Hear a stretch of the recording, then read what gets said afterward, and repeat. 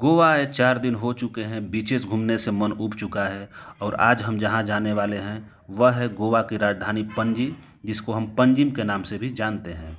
यह शहर अभी तक हमने सिर्फ जनरल नॉलेज की किताबों तक ही पढ़ा है। आज इसे देखेंगे और सुनेंगे भी, क्योंकि हर शहर कुछ कहता है। तो चलिए निकलते हैं सफ़र पर। मडगांव बस स्टैंड से हमने पकड़ ली है बस। पंजिम तक हमें यह छोड़ेगी 1 से 1.5 घंटे में। बस अपनी रफ्तार से आगे बढ़ चुकी है और हम भी लगते हैं अब अपने काम पर। करीब 450 सालों तक यह शहर पुर्तगालियों के कब्जे में रहा, जिसकी स्पष्ट छाप हमें यहाँ के चर्चों और घरों में देखने को मिलती है। अभी भी करीब यहाँ पर 25% आबादी क्रिश्चियन लोगों की ही है। पंजिम बस स्टैंड उतरने के बाद अब टहलते टहलते आ चुके हैं अटल सेतु। ये विशाल सा ब्रिज आप जो देख पा रहे हैं यह है अटल सेतु, जो मांडोवी रिवर पर स्थित है। और ये रहा खूबसूरत सा शहर पंजिम। ऊपर से तो यह शहर काफ़ी खूबसूरत है, आइए इसके अंदर भी झांक लेते हैं। अभी हम हैं फोंटेनस स्ट्रीट की गलियों में। आइए देखते हैं क्या खास बात है यहाँ की, जो इतनी दूर से लोग खींचे चले आते हैं। कॉलोनियल आर्किटेक्चर में बने यहाँ के घर और रंगीन दीवारें आपको किसी ख्वाब में होने का एहसास कराती हैं। ऐसा लगता है मानो आप किसी यूरोपियन सिटी की गलियों में चहलकदमी कर रहे हों। अभी आगे बढ़े ही थे तभी हमारी मुठभेड़ हुई इंस्टा रील्स बनाने वाले कुछ टिकटॉकरों से। प्रायः इस जाति के लोग आजकल भारत के विभिन्न गली नुक्कड़ों पर बहुतायत में देखने के लिए मिलते हैं। क्या करें, बेरोजगारी भी अपनी चरम सीमा पर जो है। देर तक इन गलियों की खाक छानते रहे, साथ ही कुछ तस्वीरें और फोटो भी ली, यह सोच कर जाने फिर कब नसीब होगा यहाँ पर आना। घूमते घूमते ढल चुकी थी शाम। अब हमारे साथी की इच्छा हो रही है क्रूज की सवारी करने की।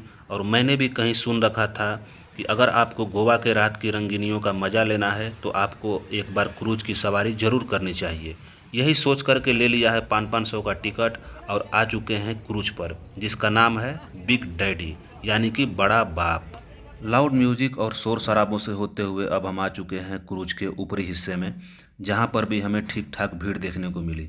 सभी बातों को दरकिनार करते हुए हमने भी कॉर्नर में अपने लिए एक जगह पक्की कर ली। अब आइए चर्चा करते हैं यहाँ के वातावरण पर। समुद्र से आती हुई ठंडी हवा के झोंकों के बीच कहीं पर जाम छलकाए जा रहे हैं तो कोई खुश है हर बातों से बेफिक्र होकर। साथ ही कुछ प्रजाति के लोग वीडियो कॉलिंग पर अपने फ्रेंड्स और रिश्तेदारों के साथ लगे हुए नजर आए। मकसद साफ था, किसी को दिखाने के लिए या तो किसी को जलाने के लिए। मैं और मेरा नन्हा साथी, जिससे हर बात कहने का मुझ पर सामाजिक प्रतिबंध भी है, जबरदस्ती मुस्कुराने और खुश होने की लगातार नाकाम कोशिश कर रहे थे।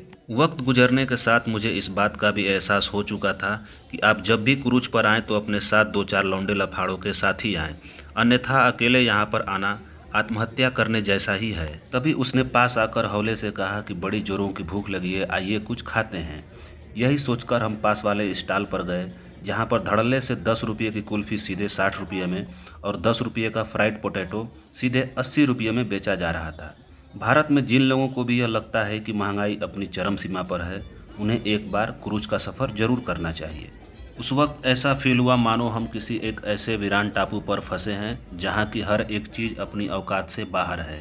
तभी क्रूज के माइक पर एक उभरती हुई आवाज़ आती है कि सभी लोग जहाज के नीचे अर्थात केबिन की ओर रुख करें, जहां पर उनके लिए रंगारंग कार्यक्रमों का आयोजन किया जा रहा है। सो हम भी हो लिए केबिन की तरफ।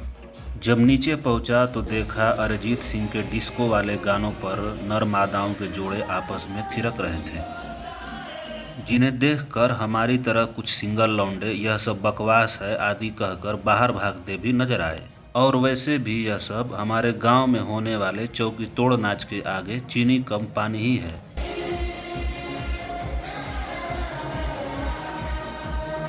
और इस गांजे बाजे के साथ ही क्रूज के सफ़र का होता है द एंड। बस में बैठकर निकल चुके हैं घर की तरफ। वीडियो आपको कैसा लगा कमेंट बॉक्स में ज़रूर बताएं। मिलते हैं गोवा सीरीज की अगली वीडियो में, तब तक के लिए टाटा बाय।